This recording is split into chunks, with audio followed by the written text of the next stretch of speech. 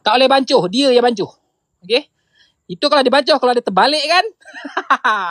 So saya pernah kena dulu terbalik kan. Geram aku. Dia boleh terbalik kan. Dia bergasak dia kalau jantan ni dia agresif tau. Dia tanduk-tanduk, dia bersaing kan. Yang kaki masuk dalam bekas lain, yang bertanduk lain, yang orang masuk, yang mana yang kecil-kecil badan geram kalah, lompat masuk dalam ni. Kalau tengok ada video saya lamanya tu. Geram saya. So jangan ingat plan ni kalau ada modal nak beli mixer pula. Yang mixer tu siapa-siapa nak beli apa, siapa-siapa nak buat kan.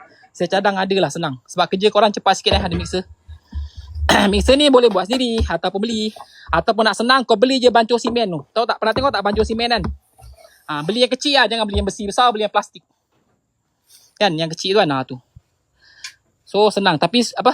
Jadi kau sukatan kau pakailah baldi ke apa, masa